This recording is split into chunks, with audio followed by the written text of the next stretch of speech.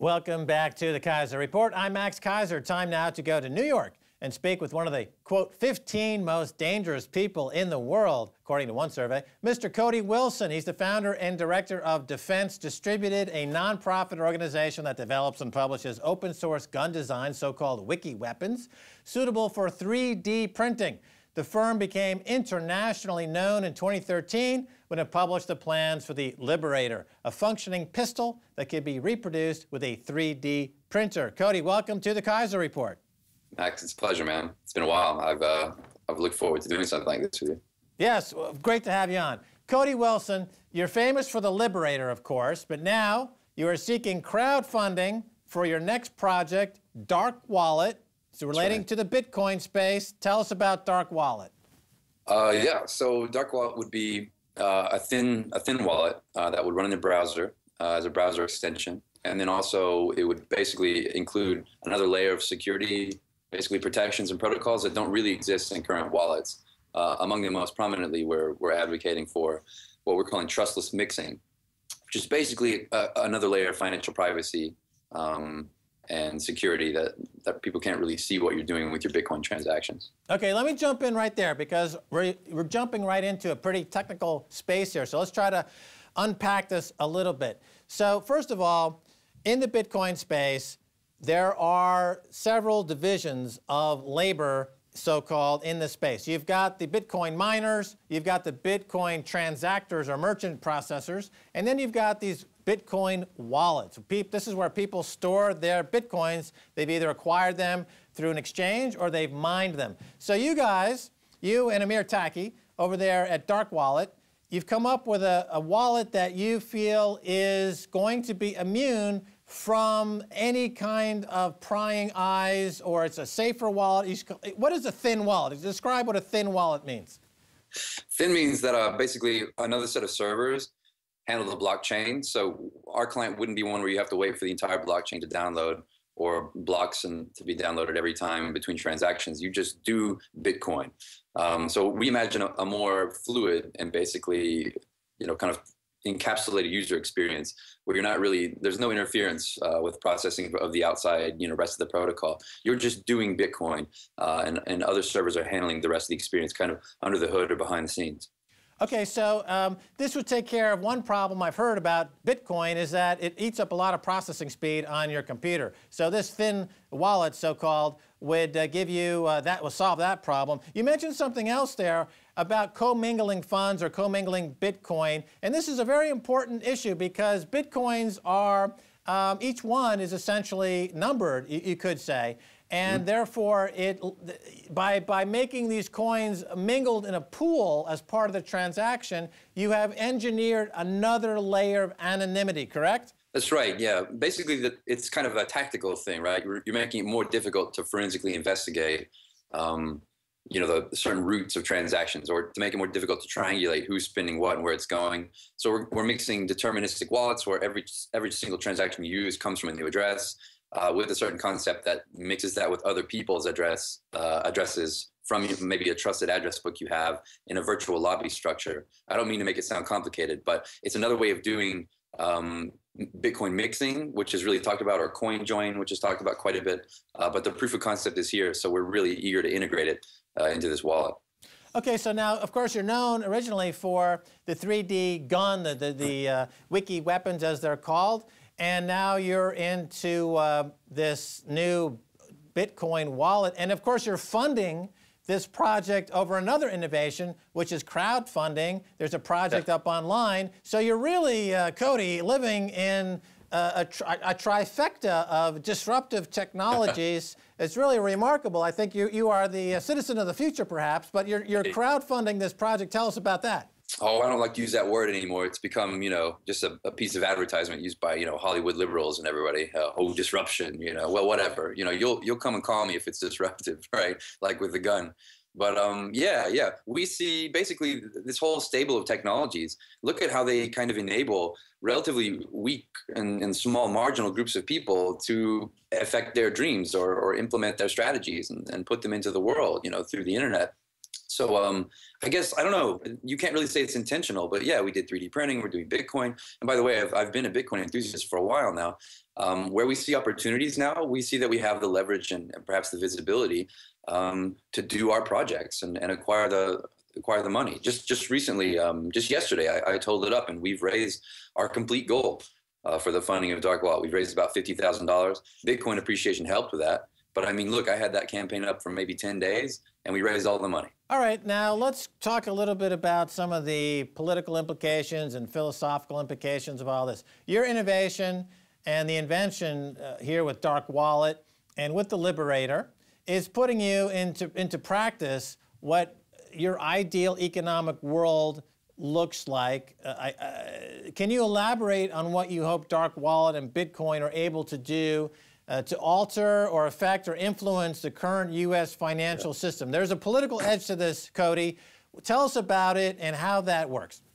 So yeah, if you know anything about me, that's what makes me most eager to enter, this kind of fray, that there's this political and ideological division, but more specifically in Bitcoin right now, there's a kind of continual disavowal, or even the trustees of Bitcoin, in a sense, right at this foundation, kind of maintain this distance from what the practices that they're actually carrying out. I mean, if you're a lead engineer for a cryptocurrency, right, Satoshi's cryptocurrency, and you constantly disavow some of its like fundamental anarchist, tendencies, there's a difficulty and an anxiety, a kind of a gradient of fear that people are worried about. So we've entered the space to draw a line in the sand, to kind of ruin or corrupt some of the more mainstream messaging that we're starting to see from these Bitcoin entrepreneurs and other people. We want to say, look, Bitcoin will be this tool for anonymity, this kind of permanent gadfly on the current financial superstructure, and it's not just like Darren Lukowitz or some of these guys say, oh, it lowers transaction costs, it's great for banks, kumbaya, it's good for everybody. No, there will be fundamental differences and divisions,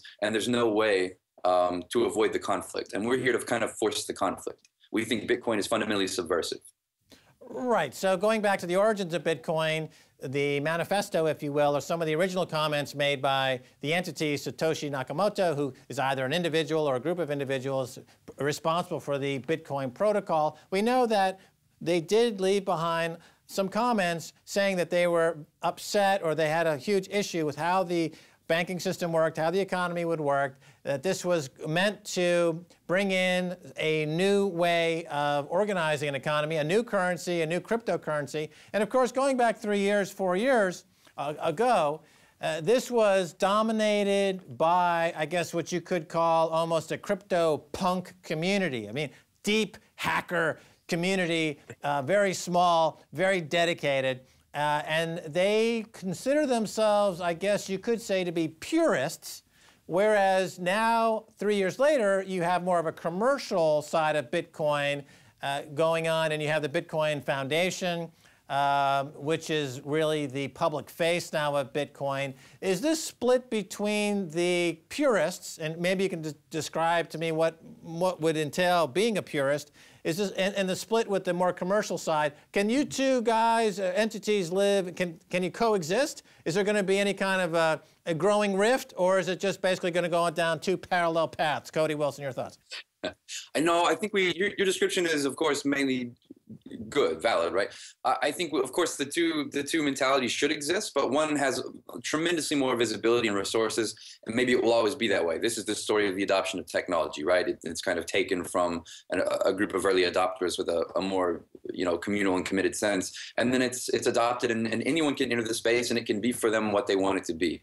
I want to be kind of clear about this. I'm not trying to say, no, Bitcoin must be this thing, and we want to take it away. I'm really more interested in complicating the messaging.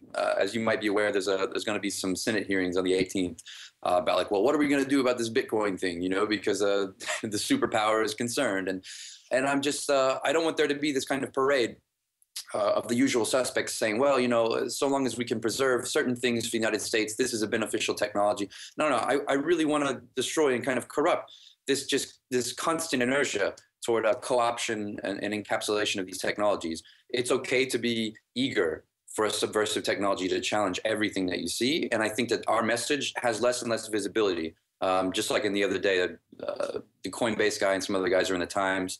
They just wiped the Silk Road off the map, you know, and it just seems that there's this narrative about how all of these, what we think more interesting stories are kind of, they're not getting the visibility that they deserve. I think Bitcoin means 1,000 Silk Roads, right? There will always be the Bitcoin Foundation and these interesting commercial players, but I think there will always also be these incredible black markets and the rise of the dark web, and we literally have no visibility. Now, Cody, even just in the last 3 months, there's been a remarkable sea change, and we saw it with the revelations by Edward Snowden, who was able to blow the whistle on what the NSA is doing. And with what you're doing there with Darkwallet, and of course with your the Liberator, which is the downloadable 3D printed gun, we also see it overlapping in New Zealand with Kim.com and his struggle to break free of the MPAA and other copyright cartel in America. The single word that ties all those things together is encryption. Suddenly, people understand that encryption is possibly the last defense against a total dictatorial surveillance police state. Your thoughts? Yes, and even on our campaign page, I described it very much the same way. Encryption or anonymity as a human capacity is one of the only tools left in our kind of hyper-modern moment. One of the only implements left in the dwindling garrisons of liberty.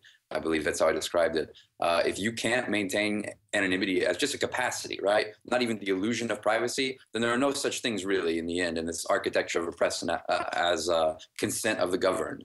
You know, you're just a population. You're just an individual in a population being herded around, led like a bull with a ring in your nose. These are really dark times in that sense, but at the same time, we can focus on what's left and really bolster it. So there's all these new tools like Himless coming out from the Pirate Bay guys, secure messaging, more secure email projects, and they're being crowdfunded. So, and it's like you said, there is a sea change. The public has shifted its opinion about this. It's amazing what Snowden was able to do. So we're going to ride this wave of anxiety and hopefully produce tools as a kind of fanfare for the common man. If you want to have anonymity and financial freedom of speech, tools like the Darkwallet will be there for you, and God willing, you know, we can preserve ourselves into the next century. I like that phrase, the fanfare of the common man. You know, this is really a time in history where very few people are standing up for the interest of the commonwealth or the common man. And I think back just a few months ago with what happened with Aaron Swartz, who was very much fighting for the interest of the public domain, the interest of the common man, and he was hounded to death by the MPAA. He eventually killed himself as a result, as his father indicated, by the hounding from the MPAA or the government. But anyway, Cody Wilson, thanks so much for being on the Keiser Report. Great to see you. Yeah, thanks so much.